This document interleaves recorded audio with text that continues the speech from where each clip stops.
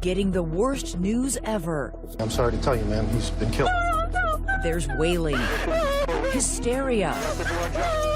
But are those tears as fake as the crime scene? Staged by police, but filmed by cops. Literally, the TV show. The police say she wanted him dead. They didn't plot anything. That they have proof caught on hidden camera, hiring a hitman. Nobody's going to be able to point a finger at me. There's like 5,000% sure. She wasn't just 100% sure. She was 5,000% sure that she wanted her husband killed. But Dahlia says the only reality was getting herself and her husband on reality TV. If they could do it, there's no reason why we can't do it. They wanted to submit that, post it on YouTube to try to get acting parts. So the goal here was to be famous? She got what she wanted. Work it, work it. The outrageous story that made national headlines. One of the wildest and one of the craziest. The story just got huger and huger. But tonight, she's finally telling her version. This is the first time you have ever talked about this case, correct? How will you explain what we have all seen and heard on those videotapes? With one trial behind her and a new one coming up, Trying to cope with everything. get ready for a he said, she said scandal of sex, lies, and videotape. 3 words to describe Dahlia. Liar, liar, liar. Was the real you the person in those tapes or the person sitting here today? Who is the woman in the video? Good evening, I'm Elizabeth Vargas. David is away on assignment. Tonight, the jaw-dropping story that seemed to go from just married to a murder-for-hire plot in just 6 months. But now that the woman on trial is speaking out only to 2020, things aren't so open and shut. Instead of asking how much did she want to get rid of her husband, her lawyers say you should ask how far did she go to get on reality TV. Here's Amy Robach. Palm Beach, Florida. Mansions face the shoreline. Pricey jewels fill the store windows. Bentleys dot the boulevards. But just down the road, the bling disappears as if a wave swept it away. If Palm Beach is high-end, top chef, Boynton Beach is meatloaf. A tropical blend of strip malls, side by side with palm trees, retirees, and young folks just starting out. It's home to petite, soft-spoken Dahlia Dippolito. She is Boynton Beach's most unlikely and notorious celebrity. I didn't do anything. The wrong kind.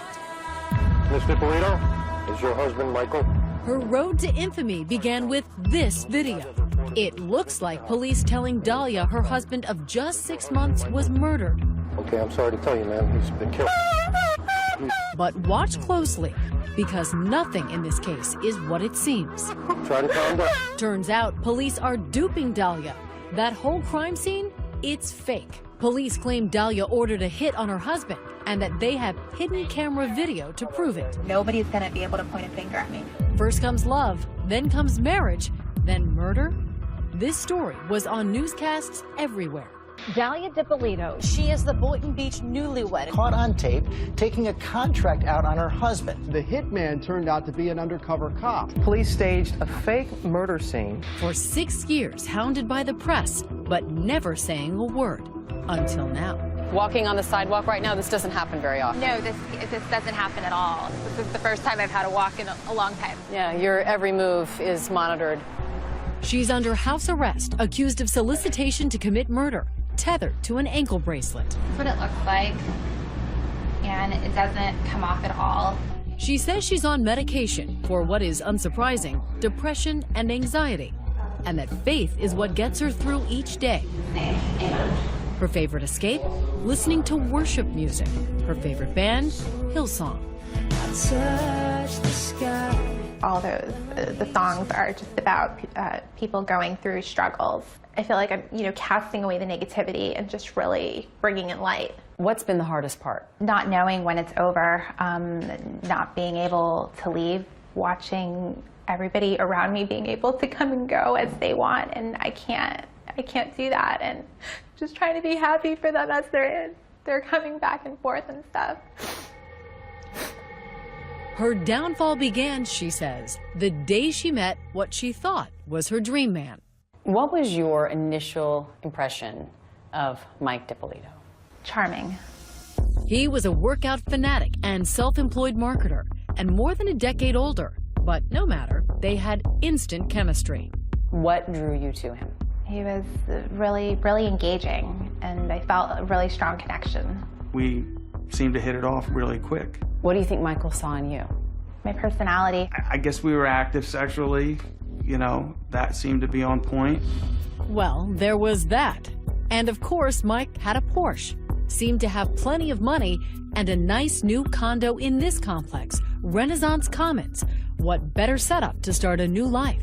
I would say I was naive in that I just never imagined something as crazy as what happened would happen. You know, you would never see that coming. Indeed. Who would have imagined that the DiPolitos would be a duo on the tip of so many tongues? Dahlia DiPolito. Dahlia DiPolito. When people hear the name Dahlia DiPolito, what do you think comes to mind? Everything negative. All the headlines, the person they're describing, it's definitely not me. When Dahlia sat down with us for her first television interview, she wanted to talk about a very different Dahlia. A girl with a normal upbringing who danced, played sports.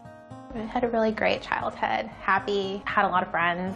She went to Catholic high school, then on to college, and soon after got a real estate license, a career choice as natural in South Florida as sunscreen at the beach, for someone with a personality like she describes. I didn't have a hard time getting along with people. Shirley didn't have trouble getting along with Mike. The two lovebirds were so happy dating, it was only a small issue that he was, well, married to someone else. I was told that he was going through the divorce proceedings. Would you have had a problem had that not been the case, if he just was a married guy who was looking for some fun on the side? Yes. Mike had a past, but he says so did Dahlia. Mike says Dahlia wasn't just selling real estate, she was selling herself as an escort. Well, I didn't meet her in church. That's obvious. Needless to say, you know, I was married. I made a bad decision. I called an escort, and she came. Okay, so it may not have been exactly a fairy tale romance, but Mike says he fell for her regardless. And just a few months later, he got divorced, and they wasted no time. 5 days later, they were married. Why rush into the marriage? Why say, okay, your divorce is final, let's run to the courthouse and get married? It clearly wasn't well thought out. But from all appearances, it was working out. By day, the newlyweds exchanging love notes. We weren't like the party type or anything like that, and so I liked the homey type of, you know, environment. Their nights, Dahlia says, often spent snuggling at home watching reality TV. Shows like Cheaters and Real Housewives of New York. Hey, no, it's not right. You gonna fight with me now? Did Mike love it? Did you love it? Did you love it together? He liked the fact that people would be on these shows and essentially get paid to do nothing. It's just watching them at home or on their couch. Back then, it was all innocent fun, she says. Two people just dreaming together of being on TV. He said, you know, if they could do it, if you're watching these people do it, there's no reason why, you know, we can't do it. We look better than those people, and why not? But Dahlia says there was a darker side to Mike, something he was hiding, something big. After months of being together, his probation officer showed up at our home, and I had no idea who it was. When he told me, he just completely downplayed everything. She says Mike failed to mention he was a convicted felon. Years ago, he'd been to prison for fraud after scamming investors out of tens of thousands of dollars. Probation until 2032.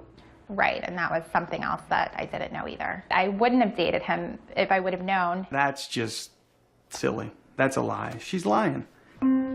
Mike says he was trying to live a very clean life to be sure he didn't violate his parole, which is why he got worried a couple of months into the marriage when strange things start happening.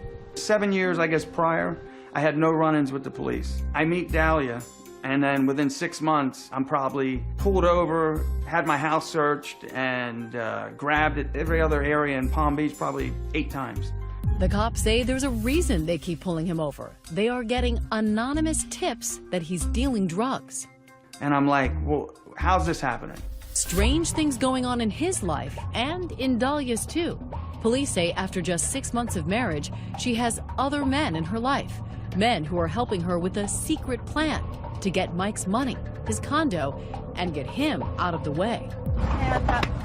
One of those men is in the front seat of this car. Your life straight after this, seriously, don't ever do, you know? And they're not talking about the weather. Killing somebody, come on. I mean, that's, you know, nobody's going to be able to point a finger at me. Next, the honeymoon is over. I was a little surprised. It wasn't like, you know, kill him nicely. It wasn't even like, do it nice, don't hurt him. Or... Dahlia's alleged scheming is about to become a video sensation. I'm a lot tougher than what I look. I know you're like, oh, what a cute little girl, whatever. You know, but I'm not. I could just watch the video over and over. It just is one of those clips that never gets old. Stay with us.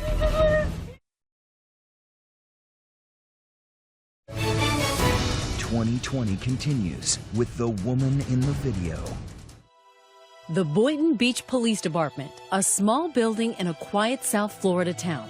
But what came out of here could hardly have been any bigger or louder. Terry Parker, investigative reporter for WPBF 25 News, covered the story. So this guy Muhammad walks into the Boynton Beach police station and he says, I know a woman who's trying to hire a hitman to kill her husband. She asked if I knew someone who can kill her husband for her. The man, Mohammed Shahadi, was recorded as he talked to detectives about his one-time lover, Dalia DiPolito. He tells police he's speaking out to save the man's life. Are you scared for the guy? Yes, because she's really, dead serious on getting this done. It's quite a story, if true, because while he can describe Dalia, she's maybe 5'6", 5'7", dark black hair. She's a good-looking girl. Really good-looking girl, actually. He can't even tell cops her last name or her address. Well, at the time, we didn't know what to believe. We were kind of, weren't sure what we had. They had their reservations. They had to say, let's see some proof. To get proof, the cops make Muhammad a confidential informant. He arranges to meet Dalia at this gas station. Cops are staked out as their mystery woman arrives. And she actually stepped out of the car. We were surprised because she didn't look like the type. She didn't look like a killer, but Detective Alex Moreno says she's about to show her true colors. Hey, what's up? She gets into Muhammad's silver Lexus. While you can't quite see them on the hidden camera cops had installed, you can sure hear them talking about a hitman. This guy's a professional. It's not bull. Once she gets in the car and she meets up with the informant, we realized that this guy was credible. His mom is not going to get suspicious of you or anything like that. Why me? Like, do you know what telling somebody is? Nobody's going to be able to point a finger at me. She's just talking about it like she's ordering lunch. Randy Schultz is a columnist for the Sun Sentinel newspaper. You think, this is just so cold, not really acting like the typical newlywed, shall we say. Muhammad tells Dalia the hitman wants $1,200 to buy a gun. She comes prepared. She has a wad of cash in her bag and counts it out and hands it over. And shortly afterward, gives him a photo of Mike. Wipe my prints off the pictures. Really? You're going to give him something fingerprints all over? And at that moment, the detectives realized, we've got her. This is real. She just handed him $1,200 and a picture of the husband that she wants murdered. We were shocked how easily she talked about getting her husband killed. 2 days later, the talk turns to action in the CVS parking lot. She's not there to pick up a prescription. So I came here, I pretty much parked in this exact spot right here. This is Whitty Jean, an undercover police officer. She parked one to the third space from here. Police say Dalia thinks she is meeting an actual hitman in his cherry red convertible. We're staying in here, right? All right, yeah. Okay. He makes his plan crystal clear. I'm going to tell you how I'm going to do it and what exactly is going to be done. A burglary gone wrong that leaves Mike dead. Everybody works in the daytime. Right. When I think he's at work, when he's not at work, then, he gets to it ahead. For the undercover detective, he really wants to nail Dalia. Make sure he's got it on tape and on camera that she is really going to pay him to kill her husband. And he says, are you sure, Dalia? Between now and when it's done, you're not going to have an option to change your mind, even if you change your mind. No, there's no, I'm determined already. I'm positive, 5,000% sure. There it is. The press would have a field day with this line. Listen again. she's 5,000% sure. I'm positive, like 5,000% sure. Like, no, when I say I'm going to do something, I'm going to do it. No, she wasn't just 100% sure.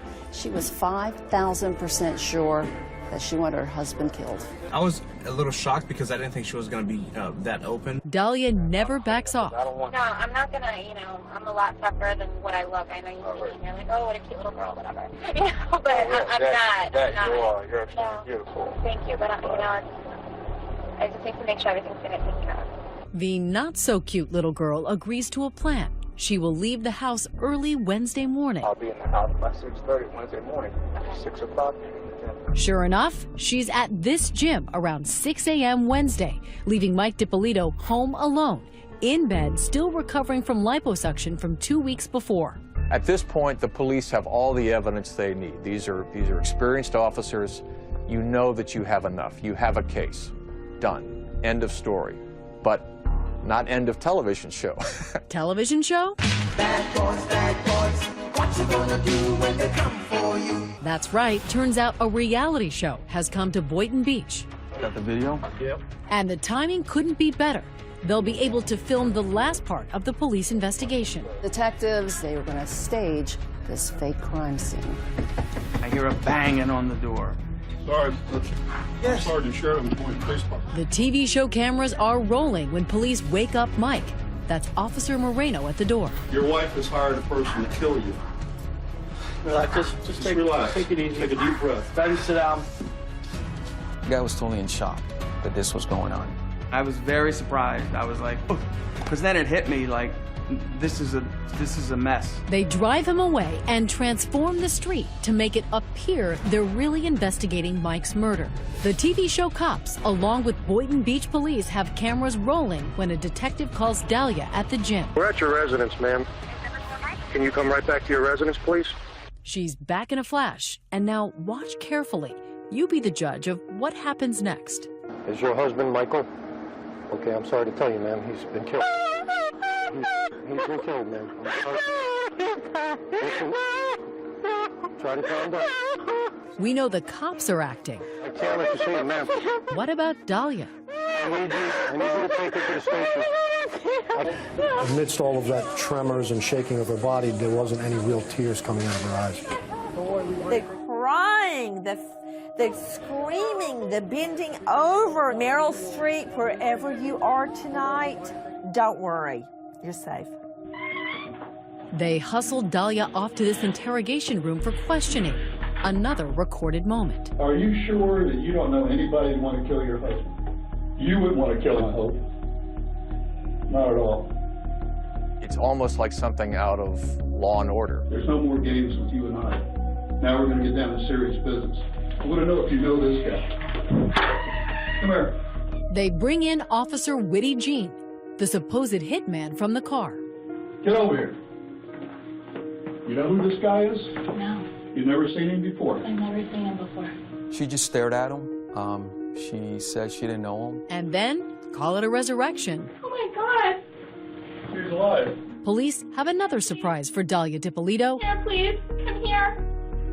Mike, come here. She sees her husband, and he's alive. The show Cops captures this moment as well. Come here, please. Come here. Why not? I didn't do anything to you. Mike, come here, please. What? You're alive? I love that moment, and I'm sure a jury will too. You're going to jail today for solicitation of murder. You're under arrest. I didn't do anything. Did you hear what I just told you? You kept saying, I didn't do anything. Please, I didn't do anything. Was that all you could think of to say? They were accusing me of trying to have my husband killed, and I didn't. Didn't do anything? What about the hitman? What about all those tapes? Dahlia's never answered questions about her version. How do you explain what we have all seen and heard on those videotapes? For the first time, she will. Stay with us. We return to 2020 and the woman in the video. I didn't do anything, and I didn't plot anything. Police say she thought she'd gotten away with it. Not even a few hours after Dahlia DiPolito was caught on camera, the story went viral. It's an unbelievable case. Caught on camera trying to hire a hitman to kill her husband. Bombshell tonight. A newlywed in Boynton Beach, Florida. Work it, cry. Problem, ruh-roh, the hitman is a cop. I'll never forget it because we just stood around the newsroom. What is this? You want to help your husband? I could just watch the video over and over. It just is one of those clips that never gets old. In an unusual move, the Boynton Beach police released the video of the fake crime scene on YouTube the same day, and the public couldn't get enough. So this story just got huger and huger, and it was like a reporter's dream come true. They got played and replayed over and over. Fast forward 2 years, and cameras are all over Dahlia once again, this time out in the open as she finally gets her day in court. Charged with solicitation to commit murder, facing up to 30 years in prison. Your trial. Can you describe what that experience was like for you? Confusing, really difficult. You will see how determined she was to have Mike DiPolito, her husband, killed. Prosecutor Elizabeth Parker tells the jury, don't be fooled by the petite, now demure-looking defendant.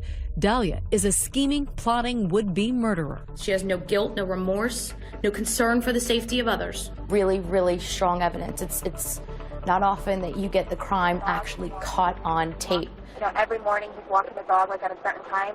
But what was her motive? You know, here's a new bride. They've just been married. Why? They say love is blind. The motive, according to Parker, is simple. She wanted his money. She even convinced him to transfer the title to his $250,000 condo into her name, and she wanted another man, a former boyfriend named Mike Stanley. He's in construction. Dahlia's been texting with him, Parker says, and the texts seem damning. Boynton Beach detective Alex Moreno reads their X-rated conversation on the stand. Do you want my hot, tight body all over you? His monotone hardly matching the steamy words. Love you so much. I'm so horny for you. Some of the stuff was kind of cheesy. I mean, I had to read it up on the stand. It was not my best moment. Baby, I love you, and I only want to you. The evidence with Mike Stanley, huge motive for why she wanted her husband out of the picture. 893 text messages between the two of them. She's shameless about the way that she uses her sexual power to get what she wants. And what she wanted, Parker says, was to get her husband out of the way by planting drugs on him and calling the cops. That's why Mike DiPolito kept getting pulled over by police. She was trying to set him up to have his probation violated, to have him arrested. The sooner he gets jammed up, the sooner we can be in Paradise Island, baby.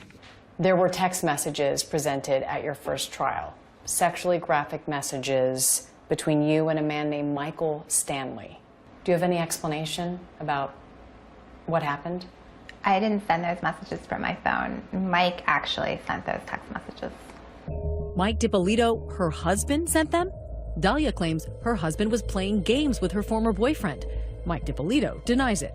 But Parker says when Dahlia's plan to get her husband put into prison failed, she took it a step further. If she couldn't send him to the big house, she'd get rid of him altogether. Yeah, but killing somebody, come on. Nobody's gonna be able to point a finger at me. But as damning as those tapes may seem, Dahlia's trial lawyer, Michael Salnick, has a defense, and it's unforgettable. It was never anyone's intention to harm anyone. It wasn't a murder plot, he says. It was a stunt. It was a hoax. It was a plot to get on television, a reality TV defense. The plot seems to thicken and thicken and then thicken again. I've seen a lot of wild and crazy defenses in my day, and this is certainly one of the wildest and one of the craziest. Reality TV has become a way to launch a center stage career. Salnick tells the jury Michael DiPolito wasn't a victim. He was an accomplice, that Dahlia, Mohammed, and Michael were working together to create some kind of videotape to try to land themselves as stars in reality TV. The website name it says welcome to realitytvcastingcall.com. Salnick presents a computer forensic expert who found that Dahlia had searched reality shows on her computer. The thing about reality TV is that anybody can do it, anybody can become famous.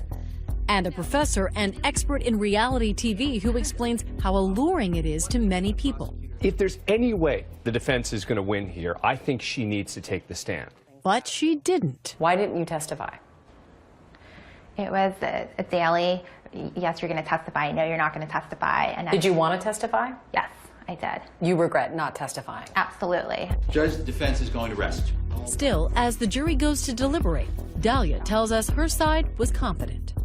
I never had the impression or the understanding from my attorney that losing was a possibility. Everything was always, you know what, we got this. Wow. We have really good poker faces. These jurors say they consider the trial a disaster for Dahlia. I'm really surprised to hear that she thought it was going well. In fact, it took just 3 hours to reach a verdict. Has our jury reached a verdict? We all just said, well, she's guilty. It was just kind of unanimous. We find the defendant guilty of solicitation to commit first-degree murder.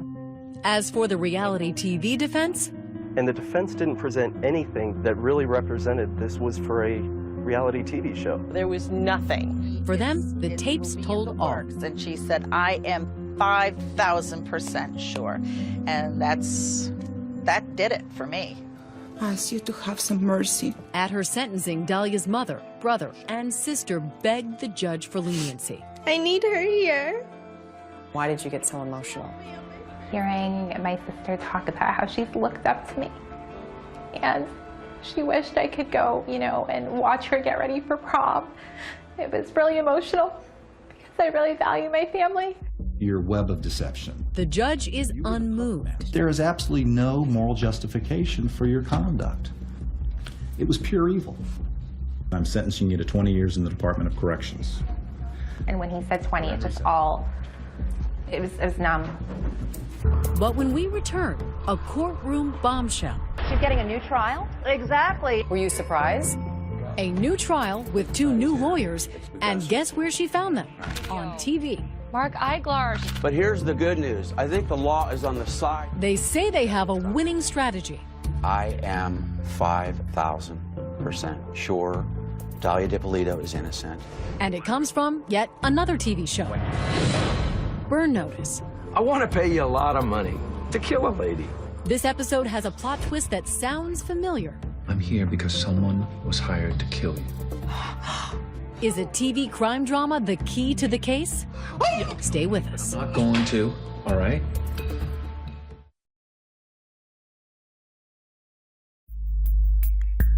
They are newlyweds like none other. Just 6 months after wedding vows with the justice of the peace, Dahlia had to face a different kind of justice. Pure evil. The result? 20 years in prison for solicitation to commit murder. That seemed to be the end of this sordid story. Her husband Mike even had some pity for the woman convicted of plotting his death. For a second, I felt a little bad for her. I mean, it's no fun. Nobody wants to go to jail. I know that for sure. But then, Dahlia's Hail Mary prayer for an appeal was answered. In the last hours, the Black Widow, Dahlia DiPolito, set to walk free. A Florida judge ruled the jury wasn't selected properly and ordered a new trial. The appeals court tosses out the conviction. Were you surprised? It's the first piece of good news throughout the whole process that I received. So now Dahlia is anxiously awaiting a new trial. She is out of prison and under house arrest at her mother's home. Finally, ready to talk to 2020 about the charges against her. Did you want your husband dead? No, absolutely not. Did you hire a hitman to kill your husband? No. Because it is a pre-trial interview, her newly hired high-profile lawyers, Mark Eiglar's and Brian Claypool, wouldn't let her talk about certain parts of the case, in particular, those seemingly damning videotapes. Wipe my hands off the pictures. How do you explain what we have all seen and heard on those videotapes? I'd like to be able to explain that to you right now, but I can't because the attorneys legally have told me that we're saving that for our day in court. How damaging are these tapes to your client? They are damaging because people have formed opinions. Her lawyers have an explanation for those tapes. Our job in the second trial is to provide the proper context for the jury to see that this is not really what it looks like. He says you can't understand the tapes without understanding everything that came before. Here's a plot twist no one saw coming. He says it goes back to, of all things, another television show. The TV show Burn Notice, USA's long-running crime drama. On this episode, the plot is about hiring a hitman. I want to pay you a lot of money to kill a lady. And guess who had been an extra on the show? You appeared in the television show Burn Notice, is that correct? Yes. Mohammed Shahadi, Dahlia's one-time lover, part-time actor, and the confidential informant for the Boynton Beach police. The lawyers say Mohammed, Dahlia, and Michael wanted to mimic the episode in their own fake hitman video. They wanted to submit that, post it on YouTube, to try to get acting parts. That was the plan. So the goal here was to be famous? I'm not here to tell you that what these three folks did was smart. No, not so smart. But whatever it was, Claypool says Mohammed figured it would be even better if it was recorded on real undercover cameras planted by real cops. Sure everything else is okay? Yo, what more sugar you want? You're planning a murder. Come on, stop. Mohammed is an actor in this video. You know, nobody's going to be able to point a finger at me. More acting? Right, exactly. That's all part of it. And believe it or not, he says they're not just acting, they've become real-life victims. Dahlia is a victim. Oh, I believe that. Absolutely. Claypool claims the real wrongdoers in this story are the detectives themselves. How? This special edition of Cops is filmed on location with the men and women. Remember the TV show Cops? They'd been planning to film with the Boynton Beach police for months. When Mohammed walked in with the story about a hitman, Claypool claims detectives thought they had struck gold. What the police department did is they found out she's an attractive woman. In their minds, they're like ching, ching, ching. This is a perfect skit to get on tape. Got the video? She just got in the car. He gets 2 and a head. I get in and out, catch 2 and a head, okay? This is where the explanation gets tricky.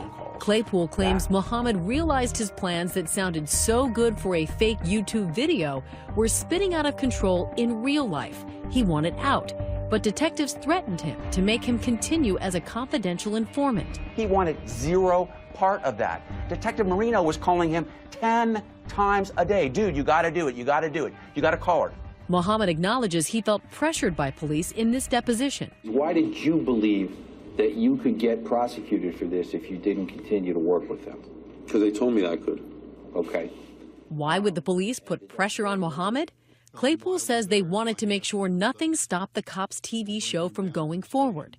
And under all that pressure, Claypool says Mohammed freaked out when Dahlia told him she didn't want to meet with the supposed hitman. Dahlia starts backing out. She didn't want to have any part of this anymore. Hey, we're staying in Paris. Claypool claims she only kept up the act because Mohammed threatened her with a gun. He threatened to hurt me and to hurt my family. Did you believe he would? Absolutely, yes. So she was threatened to act out a hoax on a videotape? I mean, do you understand how ridiculous that sounds to a lot of people watching this? Yeah, that's not ridiculous. You've got a 6'2", 230-pound man with a gun. Saying you will do this Absolutely. YouTube hoax or else? Right. All right, so that's how I'm going to do it. You know what I'm saying? Robbery went bad. All that leading to the famous 5,000% sure moment. I'm positive, like 5,000% sure. 5,000% sure, not 100% sure, not 1,000% sure, but 5,000% sure. How do you explain that? I look at that video and I see somebody who's struggling with whether she's really sure. She's struggling? What?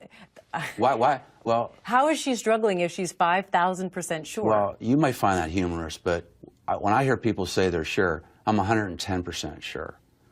She's trying to overcompensate. Whether she's 10, 100, or 5,000% sure, Dahlia's lawyers believe the whole case against Dahlia doesn't add up to anything, that she was framed by the police. So are you saying that Dahlia was enticed, entrapped into soliciting a murder for hire? There's no question about it that the Boynton Beach Police Department was dead set on manufacturing a crime here. They've filed a motion to dismiss the case, claiming police violated her constitutional rights. The police deny any wrongdoing in a Skype interview. The cops show just happened to be here at the time of this investigation. We're not in the business of producing television. We're in the business of saving lives. And we believe we did that in this case. We believe that the merits of the case, the evidence collected, will stand, and we believe we have a solid case going forward. And what about when Dahlia was arrested? Please, I didn't do anything. Tell me you didn't didn't do anything. Why didn't she just tell police her version of what happened? I've asked her that question too. Oh, yeah, everybody. Hey, Sergeant. This was just a YouTube thing we were putting together. She was in a state of shock. I couldn't react. I just completely froze. I wanted to get out of there, and I felt just paralyzed. What do you say to people who say you're just denying the undeniable, that this is an open and shut case? That now with the attorneys that I have, so much is coming to light to where it would just be insane to not believe me. So who to believe? Is Dahlia the soft-spoken, wholesome woman at our interview, or a cold-blooded killer? Was the real you the person in those tapes, or the person sitting here today? The person sitting here. The tape was, it was a show, it was a tape. That was the purpose of it. You were acting in those tapes? Yes. But you're Liar, liar, liar! We asked him about Dahlia's version of what happened, that he and Mohammed were making a YouTube video with her. Absolutely not. That's a lie. That's such a lie. That's my reaction. He says he never even knew Mohammed, no less planned a YouTube video with him. I've never met him, ever. Mike's last conversation with Dahlia was a phone call she made from jail the night she was arrested. Mike, please, I need an attorney. Can you please help me? This is not true. Yeah, it's true. Look, how do you explain what I saw and heard? Dahlia's lawyer, Brian Claypool, thinks Mike seems to offer a tit-for-tat that doesn't pass the smell test. You know what I'll do? You know what I'll do for you? Seriously? What? You sign my house back over to me. I'll help you, Mom, immensely. Give me my house back. That's it. That's it, what? I'll help you. That doesn't sound to me like it's coming from a person who thought his wife was going to have him shot twice in the head. As for the mysterious Mohammed Shahadeh, what does he make of all of this? He declined to do an interview with us. He has denied working on a video with Dahlia and Mike and ever threatening her. But Claypool claims these phone records show otherwise. 500 calls between Dahlia and Mohammed in the days leading up to Dahlia's arrest. She was baited, enticed, and entrapped. At her new trial, Dahlia says there will be one radical change. You're prepared to take the witness stand? I am. And testify in your own defense? And to handle all that cross-examination? A devoted mother working to carve out a new life. She's very religious, believes in family. She would help anyone. Is murdered in her own home. She had clearly been under attack when she reached for the phone. It was devastating. Detectives follow the evidence down a twisted path. Who was this person? He's giving envelopes of money to Monica. In her mind, they were going to be married until death do them part.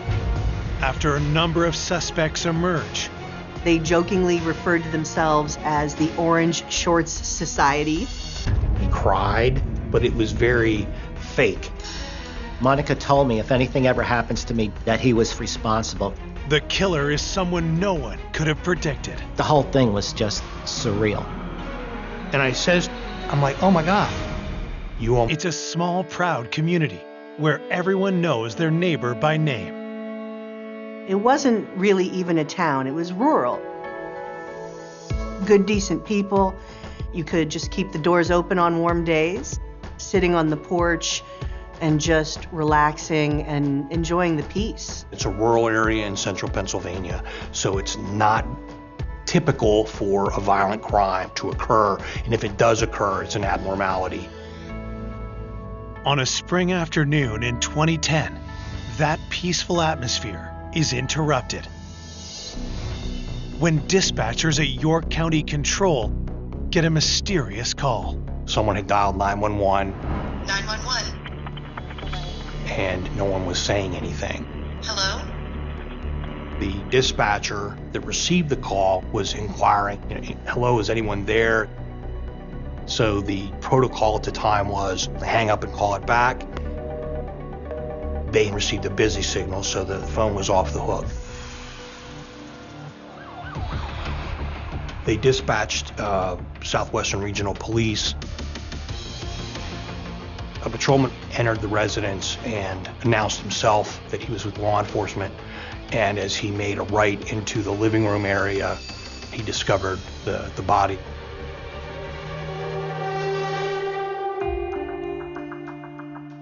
There was a lot of blood around her head, as well as on the floor. A forensics team arrives within minutes, with 2 homicide detectives following close behind. The victim was found lying in almost like a fetal position. They find the victim's driver's license, which identifies her as 55-year-old Monica Schmeier. Closer inspection of the body reveals she met a violent end. She had clearly been under attack when she reached for the phone to try to call for help. There was a telephone with the receiver off just above her body, lying there, and there was some blood on the 9 and the 1 of the telephone. Very close to Monica's body, detectives find an important piece of evidence. We located a small shell casing that was lying on the ground. We searched for a firearm or ammunition, a holster, anything that would lead us to believe that there would have been a gun in the house. There was none located. The forensics team pores over the crime scene, hoping to turn up something that can help them understand the crime. We did fingerprinting, we did photography, we searched around the house. There was nothing there to lead us to believe that it was a home invasion, and it was very mysterious to us as far as, what happened here. Another detail suggests Monica wasn't the victim of a robbery gone wrong. We did locate some cash in the home that were in white envelopes that were on the bookshelf. We found cash in bins that were packed up that you could visibly see as you walked around the house. The envelopes we found were very easy to see. Some of them would have maybe $100 in them. Some of them only had a few dollars. Each one of them had a designation on the envelope, like to the church or for a bill or something like that. Investigators begin collecting forensic evidence for further analysis. The evidence we collected in the home consisted of the money envelopes, the blood evidence, scrapings from the phone, from the floor, and fingerprints. A Rolodex was found. On the Rolodex, we found some close contact information. While forensics continue their work at the scene, detectives track down Monica's family to deliver the terrible news. Monica had 2 adult daughters, Veronica and Elsa, and they were not living at home at the time of her killing. Veronica was in Florida, and Elsa was out of the country. Both daughters are stunned by the murder and say that their mother was known for her charity, which had only increased since their parents' divorce. Monica Schmeier's daughters said that she would help anyone, extremely generous, volunteered her time in the community, was a devout Catholic, very involved in her church.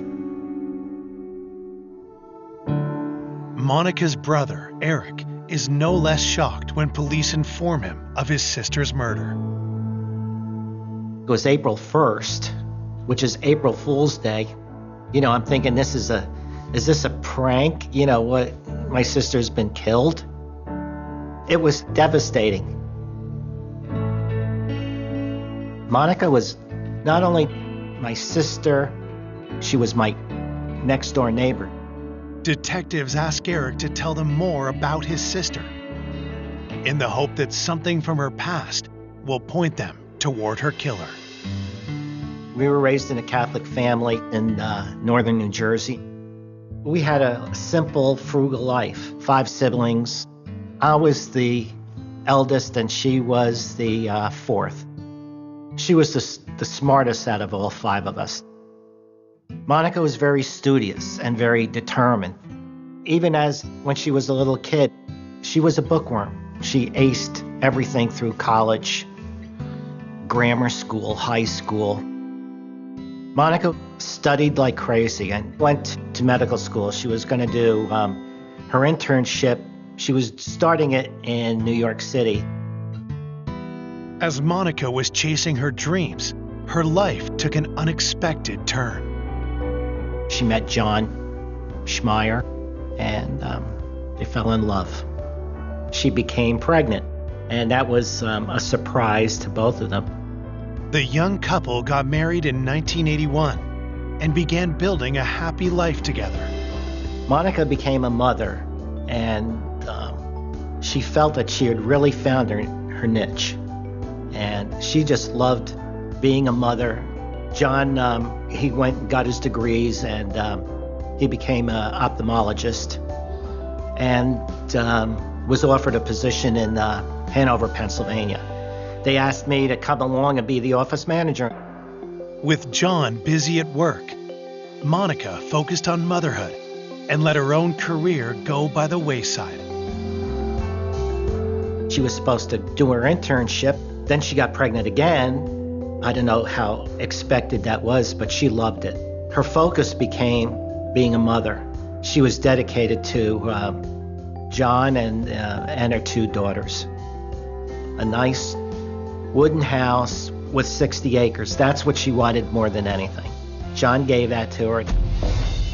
Over the years, John's career thrived, but the couple's marriage began to suffer.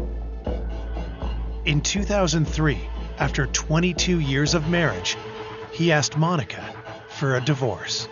She was devastated. She was so much in love with John.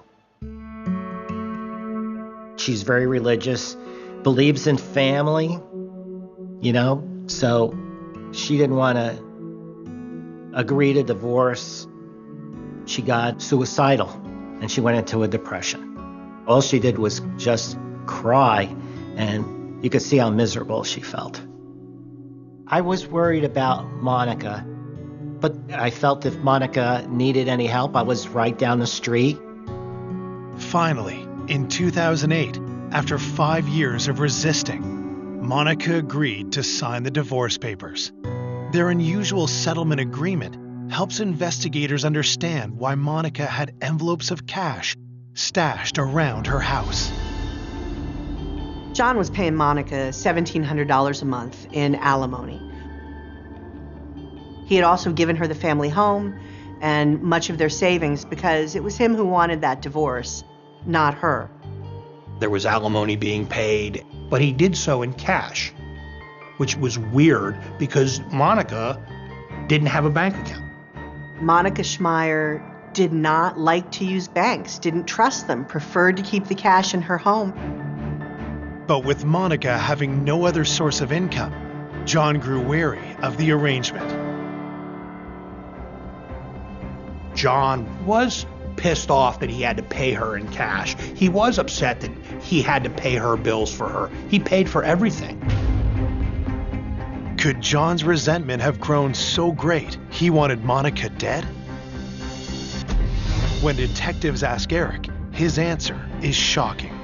Monica told me if anything ever happens to me, John is responsible because she was scared that John would do something to hurt her. Coming up, does a grieving spouse have something to hide? He cried, but there were no tears. It was very fake. A surprising lead sends the case in a new direction. What struck me most is how utterly random it was. And the truth blindsides everyone. It was like an aha moment for me. Why did York County Police investigating the horrific murder of Monica Schmeier have reason to be suspicious of Monica's ex-husband, John. We had information from Eric, Monica's brother, that Monica had stated that if anything ever happened to her, that John would be responsible for that. Investigators quickly head over to John's house. When they tell him about Monica's murder, they're surprised by his behavior. John reacted in a way that was very awkward and very unusual, something that in my years I'd never seen. Oh my God, he put his hand across his chest. Maybe some of it was a little fake. Maybe the clutching of the heart was a little fake. He began to cry would probably be a stretch. There were no tears. Myself, I do believe it was very fake. He covered his face, would look up and see if we were watching him. And as he's doing this, it's like, oh my God, this is just so weird. And it's like, is he involved? Detectives asked John to come down to the precinct to talk. He explained to me about this weird and unusual arrangement that he had with Monica. The envelopes that we found in the home would be labeled like electric bill, water bill, mortgage, whatever, but they were used to give back to John so that John could then pay her bills. So we're looking at this from the outside, wondering what the hell's going on, that he's paying her in cash. She is now taking cash, putting it in envelopes, giving it back to John. John's then writing a check to pay her electric bill. So it was fueling that frustration and animosity in John's perspective. He's still doing everything for Monica, even though they're not married anymore. Because being a devout Catholic, Monica didn't care they were divorced. In her mind, they were still married, and they were going to be married until death do they part. John admits that the situation bothered him, but he says he'd never resort to murder. He agreed. It's very frustrating. It was very much a pain for him to do all this stuff, but he couldn't. Get rid of her is for lack of a better phrase. Anxious to prove his innocence, John provides police with an alibi. He was able to provide us with a detailed explanation as to what he had done that day, where he was, and who he was with. John tells the detectives he was meeting with an acquaintance named Sarah Powell before the two of them joined up with a larger group at a local restaurant. And I asked him if he has information that can verify his alibi, and he was able to provide me with a cell phone number for Sarah Powell. We wrapped up the interviews. We advised John Schmeier to stay away from the home. We may need to go back there at some point in time just to stay out of it. We had a secure scene. The next day, detectives speak with Sarah Powell to confirm John's alibi. She revealed to me that yes, I was with John Schmeier yesterday. She had been with him for lunch at a restaurant where they were discussing online trading, that John experimented with that, and he enjoyed doing it, and she was looking to get involved in it to try to make some extra money. Sarah and her fiancé knew John Schmeier from a group that met frequently at a local restaurant. John had started meeting with a group of people at Hooters restaurant. Sometimes a few times a month, they jokingly referred to themselves as the Orange Shorts Society, or OSS. It was a place where they would go and just hang out and, drink beer and eat wings. After their meeting, John and Sarah had met up with the larger OSS group.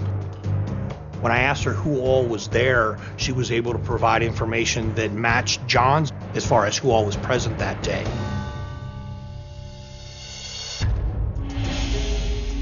Investigators tracked down the rest of the OSS members at the meeting, and each one of them echoes John and Sarah's story. But they also share something else about John's relationship with Monica. At these OSS meetings, John would say that he was frustrated with her and he was trying to move on with his life, but yet Monica was always there in his business. Even though his alibi is confirmed, John appears to have a clear motive for murder, which makes him suspicious to police. So they ask him to take a lie detector test. John submitted to a polygraph examination. John's polygraph was inconclusive, which means that we were unable to determine whether he was being truthful or not. The test results have police mulling over a new theory. Well, if John has an alibi, well, then maybe there's something else going on here that we need to look into. Theoretically, what if he paid somebody to kill her? we started really looking at John as far as, a murder for hire, that theory. There was money involved, and certainly divorces can be acrimonious. He certainly was somebody they continued to look at. Detective suspicions about John are stoked yet again when they get a troubling call from Monica's brother, Eric. I told them that John comes to the door at about 5, 6 o'clock in the morning. And then John went into explaining that he went to Monica's house. John was not supposed to go to the house. He was told not to go there. He went there anyway. Now that set a bell off for us. What the hell? Detectives are eyeing John Schmeier in the murder case of his wife, Monica, after learning that he returned to the crime scene just hours after being questioned by police. We learned from Eric, Monica's brother, that John Schmeier disregarded what we had asked him and actually went to the scene to see what had happened and gone into the house, had looked around, had walked around. John's behavior is not only suspicious, but could have damaged the investigation. Anything further that we wanted to do there had been jeopardized because the scene was no longer secure at that point. With John not following our request, it's another arrow in our quiver as far as, the person of interest, just another little check mark. The day after the murder, police canvassed the neighborhood around Monica's home. Patrol officers went out and spoke with neighbors, were able to locate people that saw something suspicious that was out of the ordinary the afternoon of March 31st. The first witness Patrol located was Mr. Kegerice. He lives up the hill from Monica Schmeier. Mr. Kegerice advised that the afternoon of March 31st, he noticed a gentleman coming down the hill. And he said it was kind of unusual. He'd never seen the guy before that afternoon. He sees this same gentleman now walking with a purpose, is how he describes it, back up the hill with what he believes to be a white envelope in his hand. So now we're putting 2 to 2 together. Oh, white envelope. We had white envelopes in the house. Those white envelopes contained cash. Why is this guy in the middle of nowhere, then comes back, and now he has an envelope, and he's walking with a purpose? Patrol also located a second witness, Mr. Crawford, who lived a little further up the hill, and Mr. Crawford was able to tell us that he was coming up the road from the Schmeier residence, and he noticed a gentleman walking up the roadway, which was unusual because there's not a lot of foot traffic out where these guys live. And Mr. Crawford also said you can see up the hill a silver van, and he describes it as a work van. It's not a soccer mom van. It's just your regular panel work van. Patrol was able to locate some tire tracks in the grass where that van, you could see where it did like a 3-point turn, turned around and went back up the hill. So now we have a direction of travel. Investigators conclude the van headed towards a village called Jefferson. In Jefferson, there's a bank. Now that bank has a camera that's facing out. So what we figured was, well, we'll get a search warrant, we'll grab the bank video as well as an ATM for March 31st. If the suspect had made a left, he goes towards Jefferson. If he makes a right, he goes to Maryland. We have a 50-50 shot, whether or not we got this van. Investigators keep their fingers crossed as they comb through the poor quality video. And I looked through all this video looking for silver vans, and I was able to find numerous silver vans that were coming through and going back on that day. We were looking for a needle in a haystack. We had a van. We now had, a possible suspect. We had the white envelopes. We had, all this information, but yet we still were getting nowhere. 3 days after the murder, investigators get the autopsy report, which they hope can help shed some light on the circumstances of Monica's death. Miss Schmeier had been murdered with a single gunshot wound to the head right above her eye.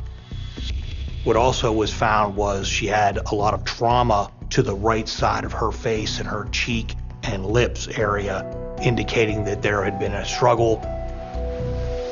I told them that Monica would fight. Monica had no fear. She had no fear of death. Monica did not care. She would go after the guy and scratched him. When I told the police that, they checked for DNA under her fingernails. The fingernail scrapings, we sent them off to the forensic lab for analysis for DNA. While they wait for the results, detectives focus on anyone Monica would have trusted to come to the house. We had information from Eric, Monica's brother, that Monica had a handyman that would take care of things for her. He lived a pretty good distance from her house. He would come down and did a lot of work for her, trimming trees and stuff. He did come often, and he didn't charge her for anything. That did seem suspicious to us at the time, and we kind of thought there might have been a relationship there. Now, this handyman was married, but yet he spent a lot of time with Monica. You know, as an investigator, you look at who normally kills you. It's someone you know, someone you have a relationship with. You know, there's a thin line between love and hate, and that's where, you know, our suspicions were, okay, well then maybe there's something else going on here. Detectives investigating the homicide of 55-year-old Monica Schmeier have learned that Monica may have had a relationship with a handyman who did work for her around the house. He would cut her grass, would do odd jobs around the house, take care of things for her, and she would often be seen like having lunch with him, or there was a relationship there. Now, we didn't know how strong that relationship or how intimate that relationship was. Monica's brother, Eric, can offer investigators little insight into his sister's recent personal life. In the beginning, we visited often, and then John left. Even though she was my next-door neighbor, she became isolated from me, and in a way, I didn't know what was going on. Detectives asked the handyman to come down to the station for an interview. When we asked him where he was at the time of the murder, he told the investigator that he had been working at a residence within a gated community in Adams County, about 40 miles away. Unwilling to take him at his word, detectives check into his alibi. We were able to substantiate that based off of the gate log as well as the video that was there that showed him coming in early in the morning and leaving after the 911 call would have been placed. So we were able to eliminate him as a possible person of interest in this investigation. With the handyman in the clear, detectives are running out of possible suspects. We looked at everyone. We looked at the UPS driver who delivered a package that day. We looked at the mailman. We looked at the exterminator. We looked at people that she knew from the dry cleaners. Anywhere we could find information about Mrs. Schmeier, we talked to those people because we were at wit's end as far as who could have done this and why would they have done it. The passing weeks start to take an emotional toll on Monica's friends and family. Everybody back home is waiting for something to happen, something. And then I got to the point, and I think the rest of the family, it's just going to be one of those things. You know, we're just going to, you know, the guy maybe gets away with it or whatever. Just seemed as if they were never going to solve it. And I think people were concerned, what if it was random? Because if it was random, it can happen again. A month into the investigation, Detective Damagon decides to take a fresh look at all the evidence they have so far. I was sitting at my desk in my office, and I have my notepad, and I'm going through all my notes from the scene. the investigators circle back to Monica's ex, John, and his friends at the Orange Short Society. I'm flipping through my notebook, and I get to my interview with Sarah Powell. Reading that, going back through that. Fellow Orange Short Society member Sarah Powell had confirmed John's alibi.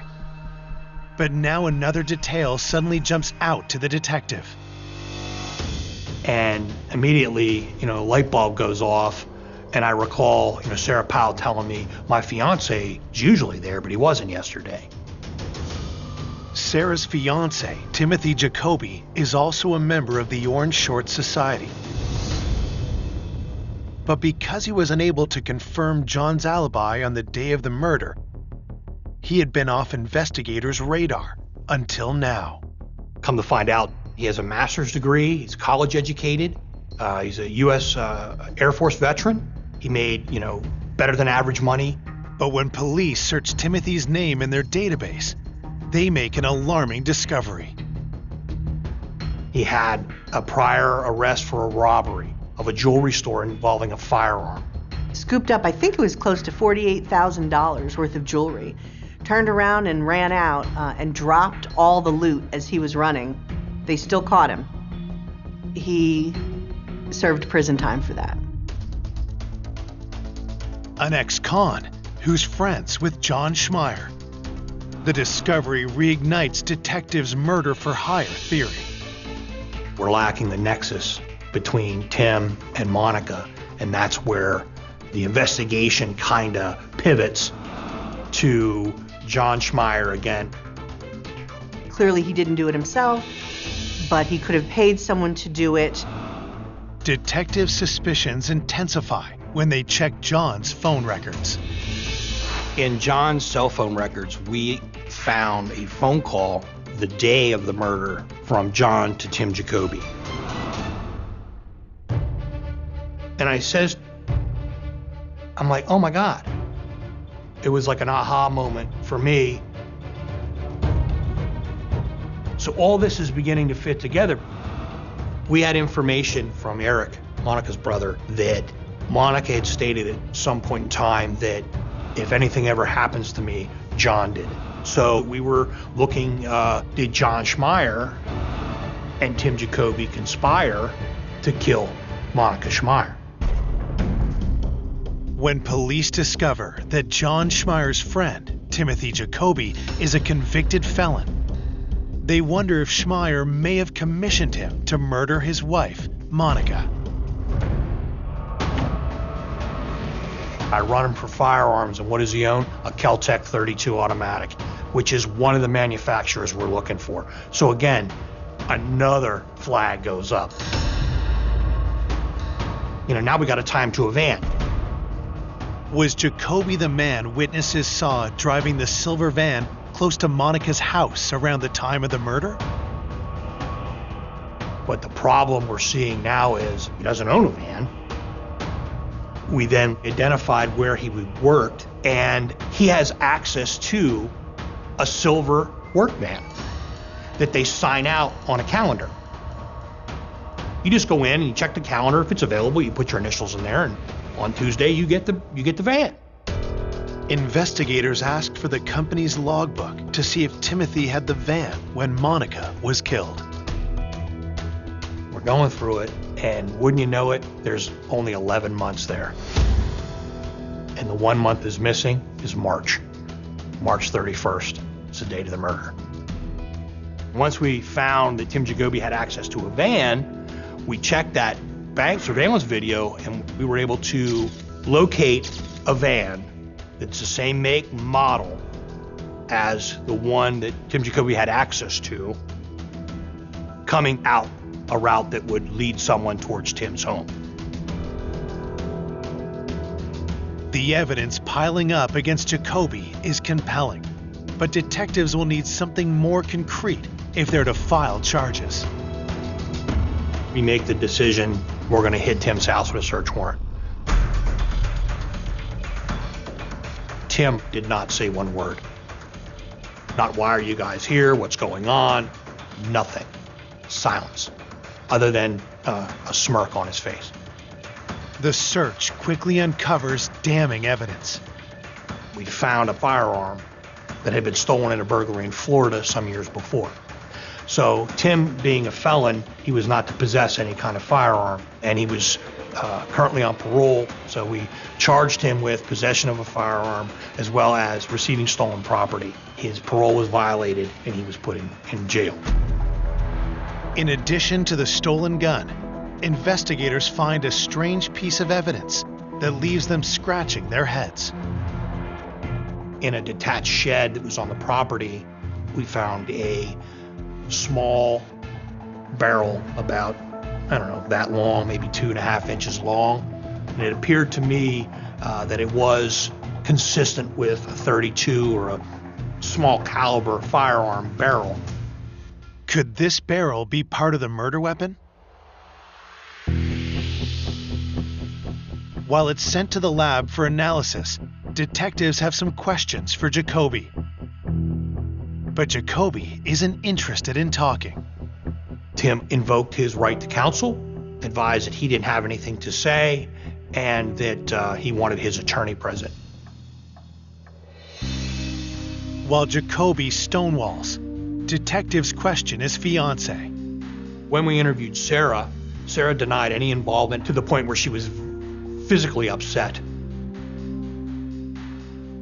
I then further inquired with Sarah if she'd ever seen this small black firearm that would fit in like the palm of my hand, a .32 ACP firearm to match the shell casing we found at the scene. And she said yes, that she had been with Tim when he had shot it. And she advised that it was at Tim's parents' place on a covered porch that's behind their farm, and they would shoot up towards a field. Police quickly file a search warrant and begin scouring Tim's parents' property, starting with the house. We found the box for a .32 ACP firearm, but we didn't find the gun.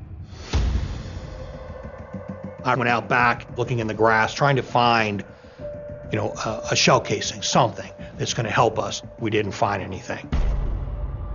To connect Tim to Monica's murder, detectives need to find the gun or the shell casings that match the ones found at the crime scene. At that point, I'm standing on the decking of this porch, and I look down. The boards are spaced in a way that they're, I don't know, maybe a ½ inch to 3/4 of an inch apart. Light bulb goes off. I look at these two guys and said, did anybody go underneath? And they said, no, I don't think so. And I'll never forget, I'm standing there. They weren't underneath the platform for, 30 seconds. And the one officer says, are you looking for a .32? And I said, man, don't screw with me like that. And he goes, here you go. And he holds one out from underneath the porch. He goes, oh, here's another one. Here's another one. Here's another one.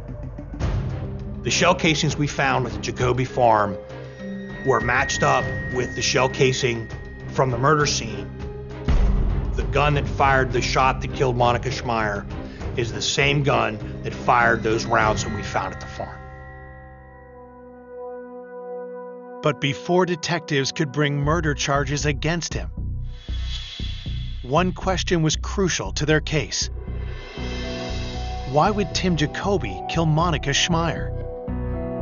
Police determined that he had never met Monica, had nothing against Monica, and the only way he knew her was through her husband. To detectives, it was looking more and more like Tim didn't act alone. John's alibi was airtight in the sense that he could not have physically committed that crime. However, that didn't clear him with police, because certainly he could have hired Tim Jacoby. Anxious to get the truth once and for all, detectives confront the man they've suspected all along. I went down to Virginia, where Dr. Schmeier was now residing, because we were not 100% sure that John didn't have anything to do with the homicide. Police have strong evidence implicating Tim Jacoby in the murder of Monica Schmeier. But they suspect that Monica's ex-husband, John, may have ordered the hit. We've identified Tim Jacoby as a suspect, but now we need a motive. Well, how does Tim Jacoby know Monica Schmeier? Because he doesn't know her, but he knows John. Did John Schmeier and Tim Jacoby conspire to kill Monica Schmeier? John and Tim would socialize together. According to John, that's where Tim learned about Monica and the envelopes of money. When we questioned him further, he said Tim knew that Monica would have cash at the house because that's what John told everyone. He knew that Monica lived by herself because that's what John told everyone. Tim Jacoby took that information and he devised in his mind the perfect crime. It's a plausible motive. Still, to test the theory that John may have paid Tim to carry out the murder, detectives searched the financial records of both men. We're trying to find any kind of financial connection between John and Tim. We left no stone unturned. We were finding nothing. Yet detectives know that John had placed a call to Jacoby on the day of the murder. When we inquired with John about why this phone call had been made, he related that, well, he had called Tim to let him know that he was meeting with Sarah because he didn't want Tim to think there was some kind of relationship between them or that John was trying to formulate a relationship with Sarah. Without any evidence to implicate John in his wife's murder, detectives finally clear him as a suspect. I believe that John, as quirky as he may be, had nothing to do with the homicide of Monica Schmeier. No one other than Tim Jacoby committed this crime. On October 9th, 2012, Timothy Jacoby is charged with first-degree murder.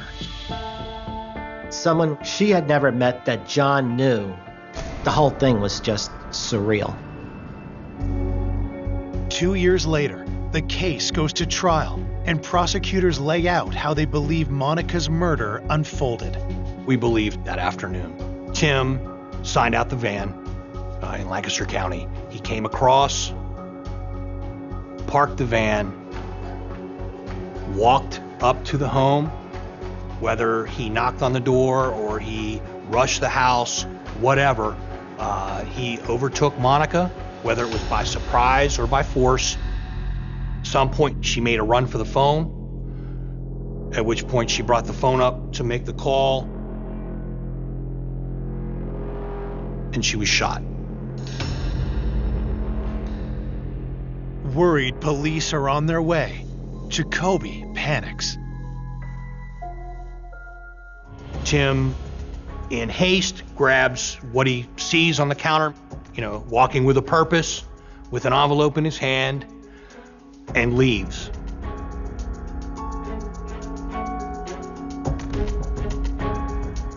Jacoby tries to cover his tracks by tampering with the logbook and murder weapon. It showed that Jacoby was trying to erase every bit of evidence that might tie him to this crime. So far, the evidence is circumstantial. So prosecutors turn to the results of a specialist YSTR DNA test. A YSTR tests for specifically the male Y chromosome. They ran the YSTR test on the fingernail scrapings of Monica Schmeier, and they found a complete Y profile of the male Jacoby lineage. We eliminated his brothers and his father as having anything to do with it based off of alibis, other circumstantial evidence. On October 8th, 2014, the jury finds Jacoby guilty of first-degree murder, burglary, tampering with physical evidence, and robbery. Ultimately, Tim was sentenced to death. That's justice in my eyes. You know, maybe there was a sense of relief and closure. To his religious life. For the past 5 years, he's been a member of a small church in New Jersey. Every morning, Tim has the same routine. Before starting his day at the New Jersey Unemployment Office, he wakes up at 5 a.m. and goes to the church's 7 a.m. prayer meeting. He came home one weekend and said that he had joined a church, and we were glad. We grew up in church, so we thought that was good. We stressed the fact that religion was an important part of our lives. We believe in God. We went to church every Sunday. I taught Sunday school. Tim was in my class as well as his sisters. So we were happy that religion was still a part of his life. Tim joins the Gospel Outreach Church, led by Pastor Jim Lethbridge, and soon has a new circle of friends. His sister Megan would come to question the group's appeal. I think Tim joined Gospel Outreach because they posed themselves as a Christian study group, people that were on his wavelength, you know, really focused on academics. He didn't say too much, just that he was going to church and we were just happy to hear that, so we left it at that. Tim surrounds himself primarily with Gospel Outreach members and has been living with fellow congregants since college. He felt very comfortable there. He felt wanted and loved, and he felt at home. While Tim had excelled in academics growing up, his bookish nature made it difficult for him to make friends when he was younger. He was the smart kid, so people shy away from smart kids. He would be talking to adults at 12 years old because nobody else understood him. He was made fun of a lot. He just wanted to feel like he belonged to something, a group. It was hard. It was very hard because we know he's got a great sense of humor. He's a great kid. They just got to get to know him. Tim's passion for books eventually inspired him to write his own stories. Tim started writing at a young age. Because he loved reading so much, it was just natural for him to just try to create his own adventures in writing. Tim had particularly enjoyed mysteries. His favorite was Edgar Allan Poe, and he liked to write with the surprise endings. In his briefcase, he had writing. He was writing a book. Tim was pretty secretive with his writings. Once he felt like something was perfect, then he would share it. But before then, he was pretty protective of his writings, and he would keep them in like a briefcase. Tim could never have known then that his own life would one day become the center of a troubling mystery.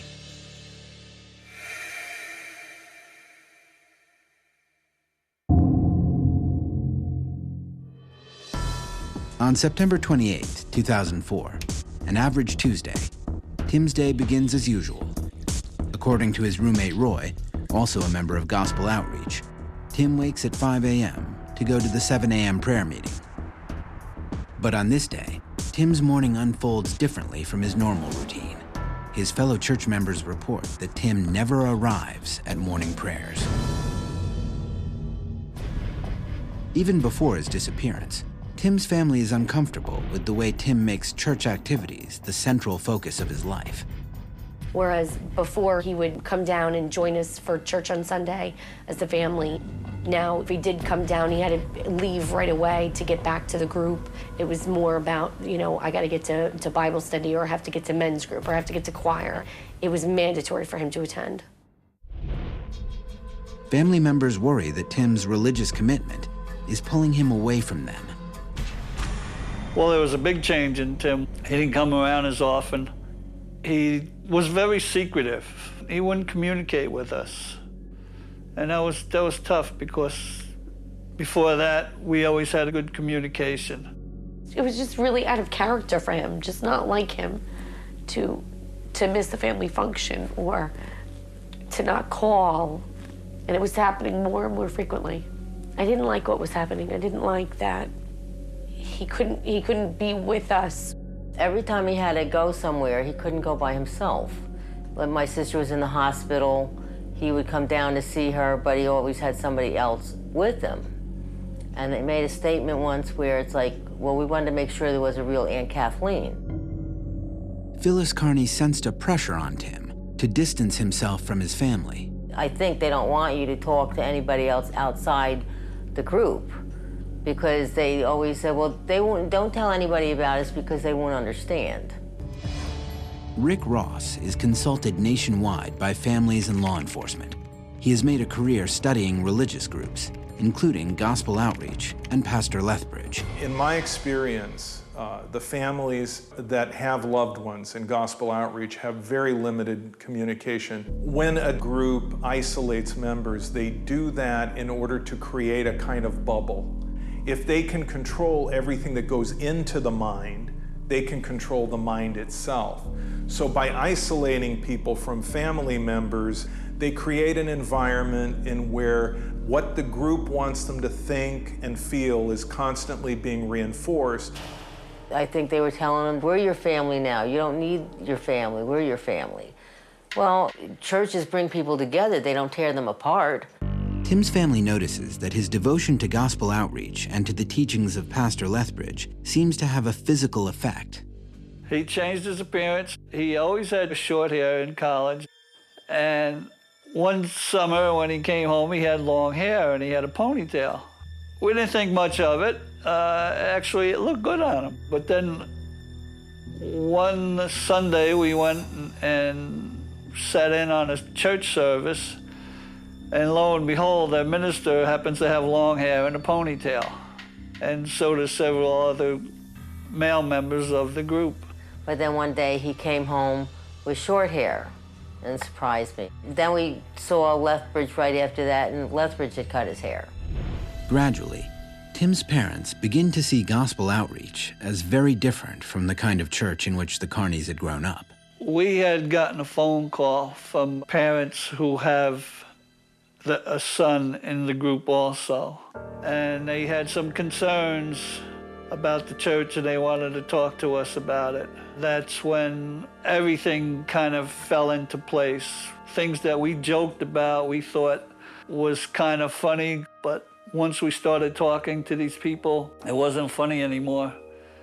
It was serious. We know he's a smart boy. We didn't think he'd be sucked into a group that would influence him like they did.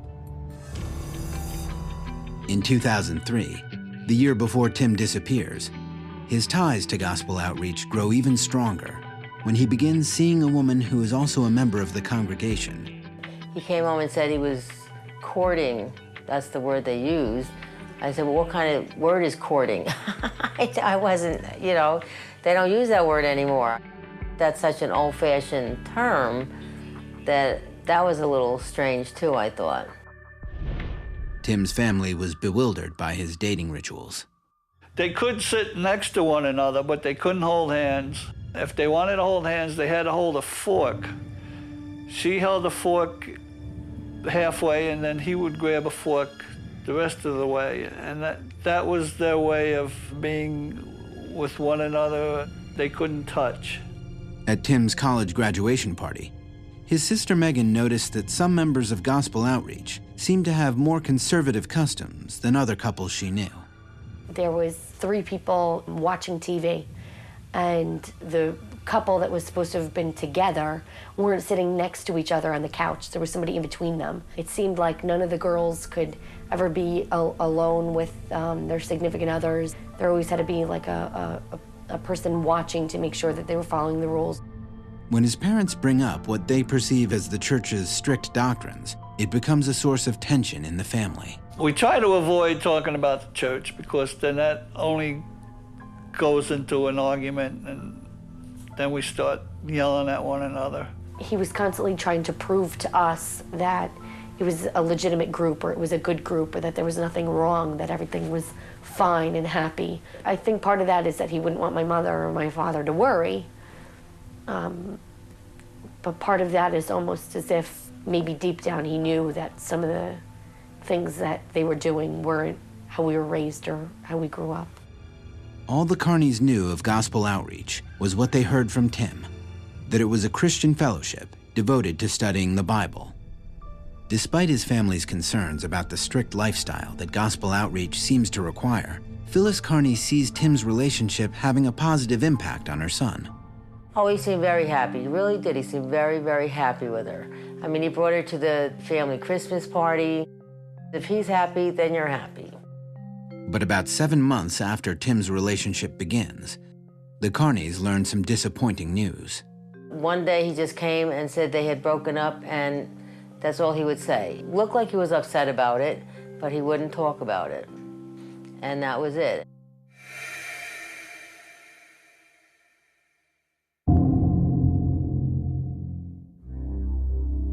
On Saturday, September 25th, 2004, 5 months after Tim's breakup, he and his sisters Erin and Megan have dinner at their childhood home to celebrate their parents' anniversary. We just had a nice night, family-wise. We didn't talk about the church at all. He didn't leave early, he stayed, and he had dinner with us, and we watched a movie after, and it was like the old Tim. Being in the moment, just being with the family, just having a good time. The last thing he did was hug me and say, "Mom, I love you," and then he left and went home. The next day, Sunday, Megan gets together with Tim, but their time is cut short. We were supposed to go to lunch, but I canceled because I wasn't in a good mood. Megan sees a potential clue she may have missed, looking back on that day. He was trying hard to convince me to go out to eat, trying to, get together, and I didn't. I didn't go. And it feels awful. I hate so much that I wasn't in a good mood. He wasn't always so insistent to meet for lunch. Like, if we get together, we get together. If we don't, we'll just reschedule, no big deal. But I always wonder if he was trying to tell me something, or maybe warn us about something that was happening that we didn't know about. I always wonder about that. Tim's request to meet for lunch would echo in Megan's mind. Just 2 days later, on Tuesday, September 28th, Tim never shows up at morning prayers and disappears. Coming up, when police find a clue, Tim's family fears the worst. We thought foul play. 25-year-old Tim Carney spends the evening with his family at his parents' home in Edison, New Jersey. As he leaves, Tim hugs his mom goodbye and says he'll see her next week. The following Tuesday, September 28th, Tim gets up at 5 a.m. as usual to go to the Gospel Outreach 7 a.m. morning prayers. But Tim never appears. By 9 a.m., when Tim doesn't show up at the unemployment office where he works as a claims examiner, his coworkers assume Tim is just late. According to his colleagues, this had become common, especially since his breakup. Then, just after 9 a.m., Tim calls his supervisor to say he'll be late. But by 10 a.m., Tim hasn't arrived. Calls to his home and cell phones only reach his voicemail.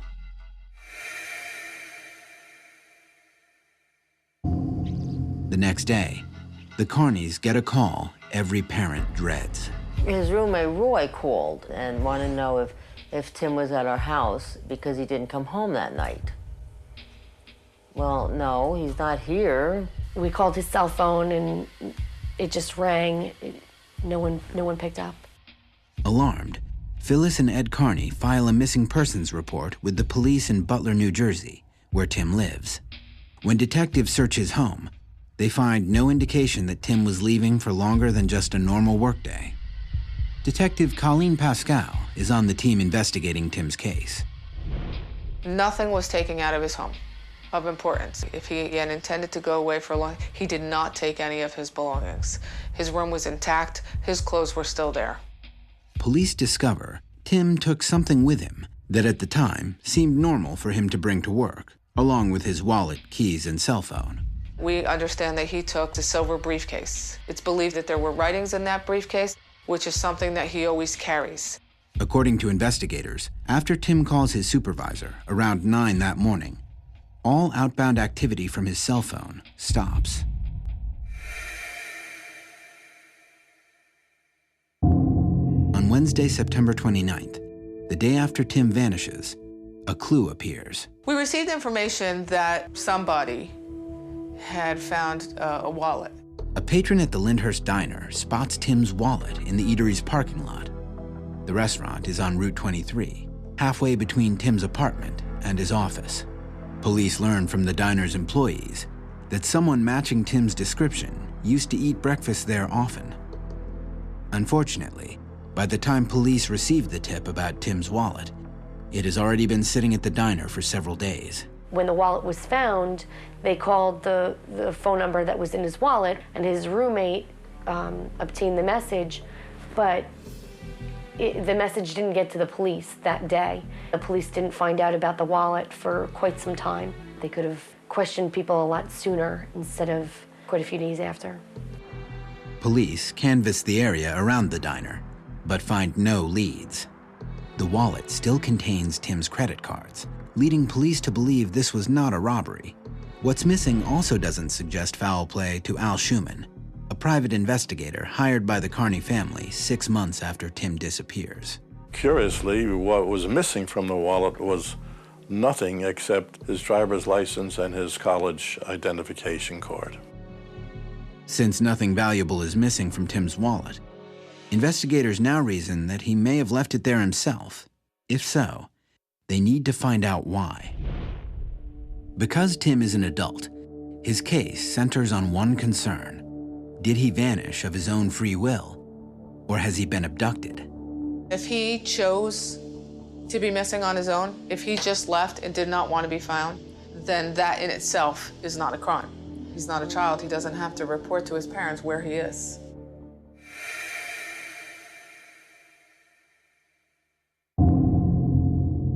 Three days after Tim vanishes, there's a new development. In Newark, about 35 miles from Tim's home, construction workers discover an abandoned car. When police respond to the scene, they determine that the car belongs to Tim Carney. When they found this car, we thought foul play.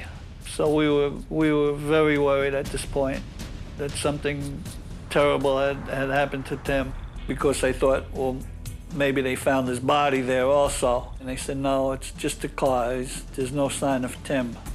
Once again, the investigation takes an unfortunate turn. By the time police get the call, it has been almost a week that Tim's car has been at the construction site. That's where the city of Newark and the city of Elizabeth meet. No one was notified right away about the car because each township felt it was the other township's issue. So it had gone quite a few days without anybody contacting the police regarding it to even notice that, wow, that car belonged to somebody who was declared missing. The construction site sits on a dirt road off the main highway. It's virtually unreachable by foot. We didn't know what to think because, like, well, if his car's there, then how did he get out of the spot? It's in a remote spot. It was very far to walk to anywhere. Investigators find little that indicates what may have happened to him. It had been raining, and so any clues that there were there, whether it's footprints or whatever, were washed away. No forensics other than his was retained from the vehicle. There was no sign of struggle. No evidence led any of the investigator officers to believe that there was foul play. It appears that the vehicle was just abandoned. But detectives do notice one thing notably missing from Tim's car. He always had this briefcase with him, and they didn't find it. Since police find no sign of foul play from Tim's wallet or car, and the briefcase that had always been by his side is now missing, detectives believe that Tim may have disappeared intentionally. The discovery of Tim's car gives Tim's loved ones some hope, while also raising some unsettling questions. Why would he ditch the car? I mean, all kinds of thoughts go through your head. It's like, did he get hurt? Did he walk somewhere? What's the next step? Where do you go? Where should we go look? Any bit of hope, you go running to it. You have hope that you'll find him. Even though the car itself doesn't provide any leads, investigators do find one important clue. The construction site is right by Newark International Airport. Coming up, Tim's family suspects he may be in trouble. He would never go this long without calling somebody and saying, I'm okay. After he disappears on Saturday, September 28th, 2004. Tim's wallet is spotted in a parking lot the next day. Then, police find his car in a remote location about 35 miles from his home. There are no signs of foul play, but they do notice that his briefcase is missing. His briefcase, containing his writing, was the one item Tim was known to always keep with him. Since Tim's car is abandoned near Newark International Airport, police reason he may have boarded a flight. Tim's father, Ed Carney, believes that his son could have headed to Canada. We thought he might have gone to Canada because he knows people in Canada. He speaks French fluently. He had 7 years of it in school. At the time of Tim's disappearance, a driver's license was sufficient travel documentation for U.S. citizens to enter Canada. Since Tim's driver's license was missing from his wallet, it's possible he could have crossed the border. Phyllis Carney believes her son may have been looking for a way out of what they saw as the restrictive life he led as a member of the Gospel Outreach Church. If Tim was going to leave the church, I don't think he would have told us. And so I think he might have thought in order to leave the church, this was the way to do it. The pressure might have just gotten to him. Initially, Tim's family wants to believe their only son will soon return. We thought maybe he's got to clear his head and then we'll see him again. But as the days stretch on, the Carneys also find something troubling in Tim's disappearance. Even if he left of his own free will, they wonder if something may have happened to him. I just know my brother enough to know that he would never do this to my parents. I mean, we're a pretty close family. He would never go this long without calling somebody in our family and saying, I'm okay.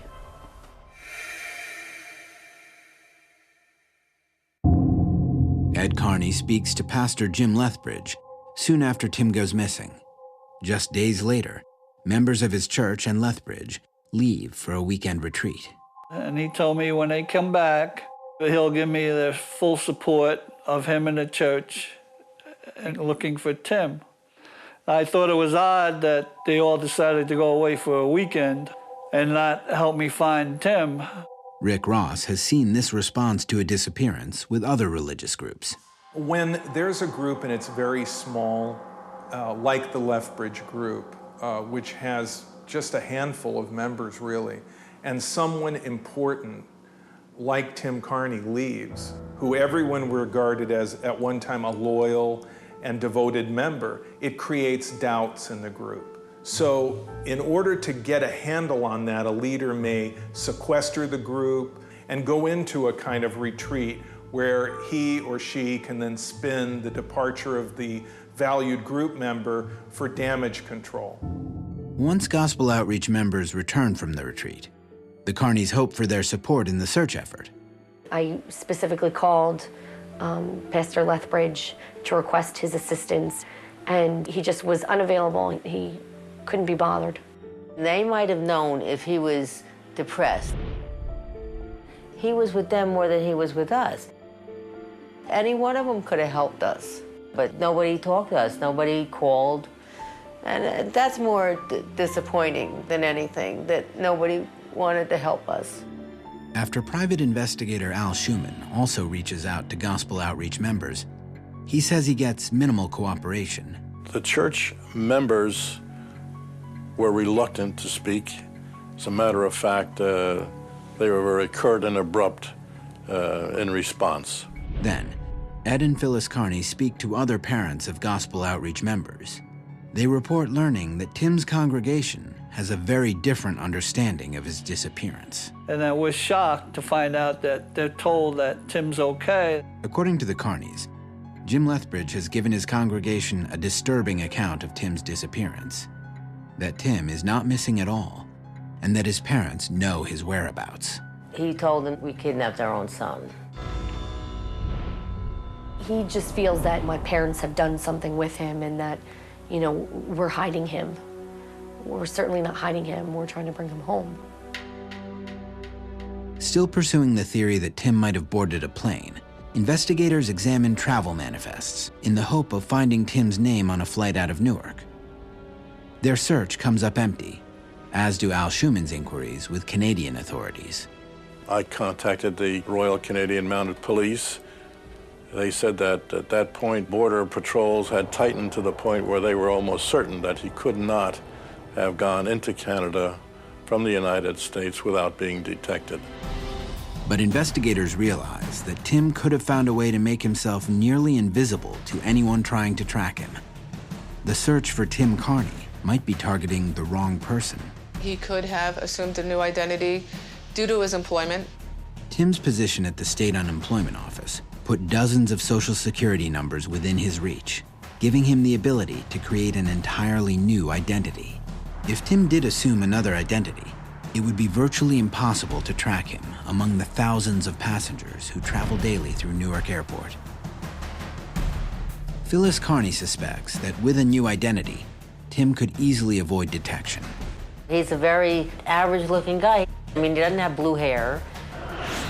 Is it possible that Tim, the amateur mystery writer, could have created the ultimate whodunit? It's like it's a mystery novel without the ending. Coming up, Tim may be closer to home than his family realizes. Gone missing. According to his family, he may have wanted to escape his life in the Gospel Outreach Church, a congregation the Carneys saw as isolating and controlling. Tim's family hears that Gospel Outreach pastor Jim Lethbridge has told his members that Tim has not disappeared at all, and that his parents know where he is. Since Tim had access to countless Social Security numbers through his job at the unemployment office, investigators consider the possibility that he could be traveling under a different identity.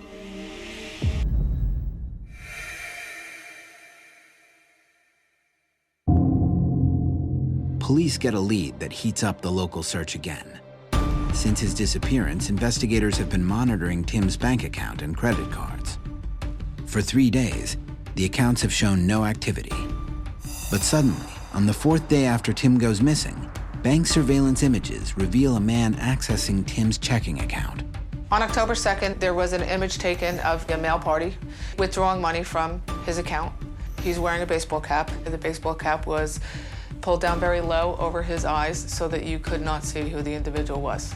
Clearly, the individual is trying to hide themselves from the camera. The bank is located about 7 miles from the construction site where Tim's car is found abandoned, and about 24 miles from his usual branch. The man in the surveillance image hands the teller a withdrawal slip in the amount of $1,000, just $100 short of the entire balance in Tim's account. When police interview the bank teller, she reports a curious observation. The person making the transaction had a red, splotchy rash all over his hands. I knew it was him. He had psoriasis starting in high school. I could tell it was him. I could tell it by his hand. According to his parents, Tim's psoriasis tended to flare up at specific times.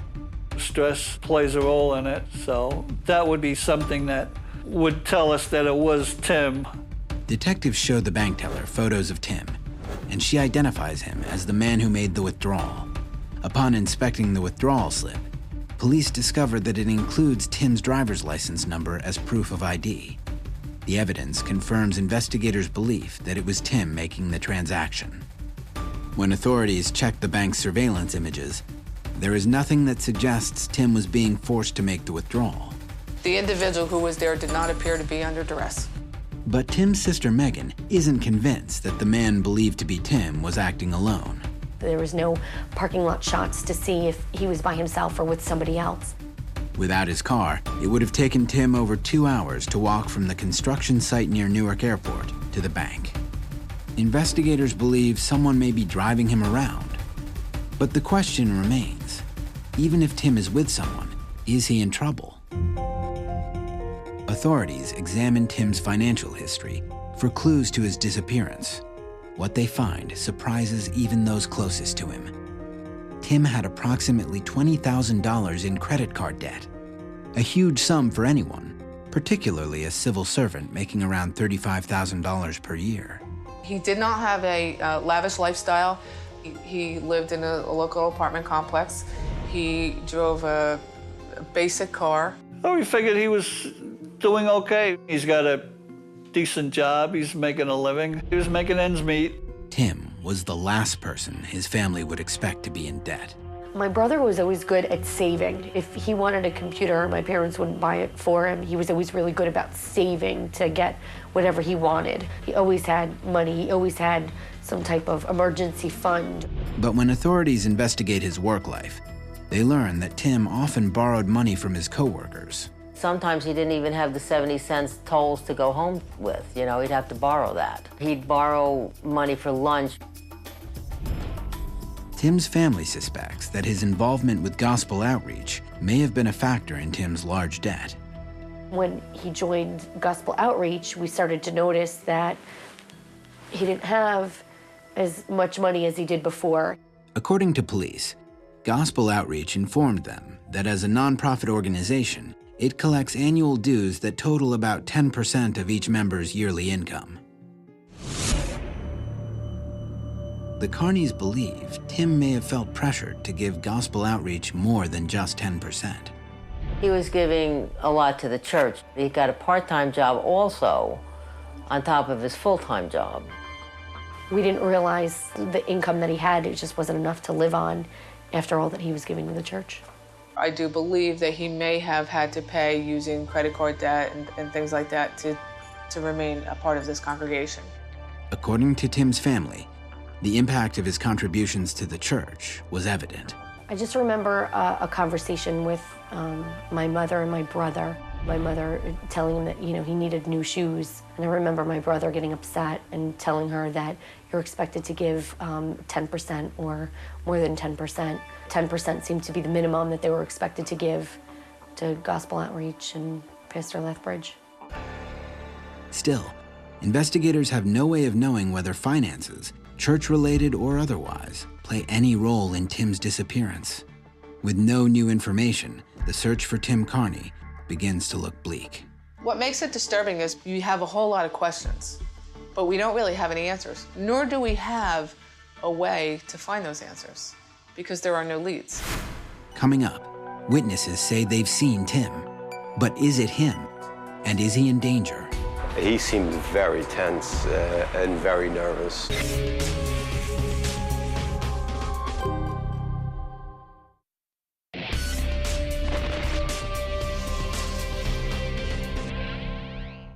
"25-year-old Tim Carney has always loved mystery novels.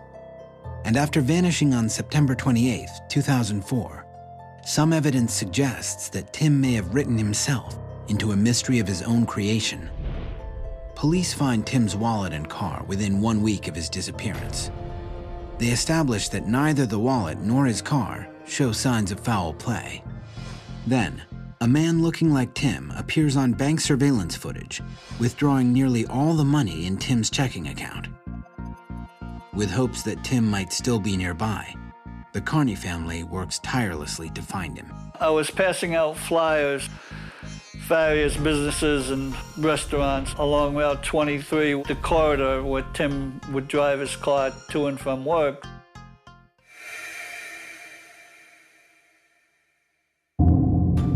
About 3 weeks after Tim disappears, the flyers pay off. On October 21st, police receive a call from employees at the Terminal 1 bar. It's about a 10-minute drive from Newark Airport and the construction site where Tim's car was abandoned. They report that somebody matching Tim's description has been seen at the bar in recent weeks. Ignacio Pinto, the owner of Terminal 1 bar, remembers the man on the flyer specifically for what he didn't do. He never consumed any alcohol, which is one of the reasons that it stood out to me. I mean, being the owner, I'm looking for people to always be drinking. He drank water every time. Apparently, he also drew attention for being an unusually reserved bar patron.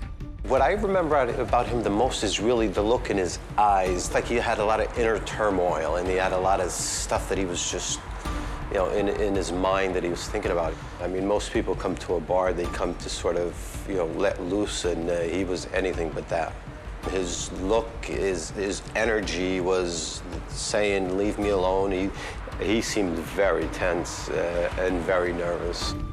If this was Tim, he didn't seem to be a man on the run. He didn't look like somebody that was homeless. He was fairly well dressed. He wasn't dirty in any way, but he was always dressed the same. A pair of slacks and a button shirt. Sort of office wear. Looking back now, I think he was just killing time more so than anything. I think he probably didn't have any other place to go to, and this was sort of a place for him to spend some time. Ignacio recalls clearly the last time the Terminal 1 bar had a visit from the man he identifies from the flyer. We had a problem with him, which I believe was the last time that we saw him here. After keeping to himself for about 2 weeks, the normally quiet customer shows a sudden change in attitude toward a female bartender when he accuses her of stealing his wallet.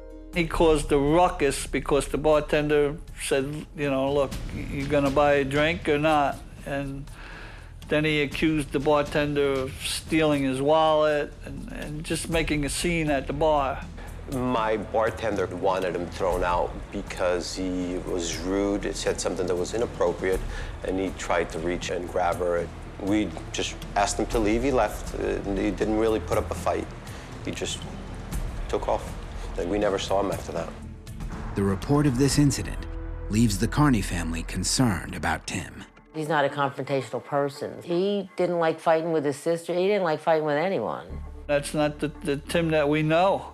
I don't know if he was doing that to bring attention to himself, that he wanted to be found. With the unusual sightings of Tim, the Carneys considered the frightening thought that perhaps he might not be able to find his way home. We were thinking at that point he might have hit his head. Maybe he didn't know who he was. We went everywhere we could think of, because if something did happen and he didn't know who he was, I'm sure your whole personality changes. The Carneys continue their search, hoping Tim might still be within reach. We gathered a team, and every day, every night, there were teams working on different things. One team would go out to homeless shelters or hospitals or supermarkets to put up flyers, and others would go to just local businesses and just people on the street. Ed Carney believes that despite Tim's education and intellectual strengths, he would be no match for a life on the streets. He's not streetwise. He would be taken advantage of so easily. If he had to live on the streets, I just don't see him surviving. 2 weeks after Tim Carney vanishes, his family must face a sad reality. Tim is really gone. We went to go clean out his apartment because his lease, it was up. I think it was particularly difficult for my parents. My sister and I kept having to reassure them that everything would be okay. It was just stuff. It really didn't matter. What mattered is finding him and bringing him home, not how many shirts he had in his closet or what was on his coffee table. 10 months pass before a new development emerges in Tim's case. When private investigator Al Schumann is canvassing the area around the Terminal 1 bar, he uncovers a lead. Employees at a deli near the bar say they spotted Tim 2 to 3 months earlier, in the spring after his disappearance. That particular deli was a real find. They definitely identified him by his photographs. He frequented that place 2 or 3 times. The man usually bought a soda. It's another purchase that makes Al confident this could be Tim. He bought a phone card, which would explain no further cell phone calls from or to anyone. However, further searches of the area come up empty. The investigation hits a wall. Unfortunately, there are so many variables of what could have happened to him, although I think that he has chosen his own destiny. And that is why we do not have any lead information to find him. Being a mother, I imagine it is probably one of the most difficult things that this family has had to deal with, not knowing what happened to their son. One way or the other, the family needs some type of closure to move on with their own lives. Since the week of Tim's disappearance that autumn in 2004, the Carneys never hear from Pastor Lethbridge or any other members of Gospel Outreach. Still, upon investigation, detectives find no connection between Gospel Outreach and Tim's disappearance. Both Pastor Lethbridge and Gospel Outreach have denied that their congregation practices excessive control or financial impropriety. None of their actions are a crime. Our investigation never led us to believe that any part of the congregation was party to Mr. Carney being missing. In itself, being part of a religious group is not a crime. What they teach is not a crime, and people have a right to choose what they want to believe in. As the weeks turn into months and then years, Tim's family hopes he is still safe somewhere, but wrestle with the possibility that they may never see their would-be writer son again. Never did we dream that it would be going on 6 years.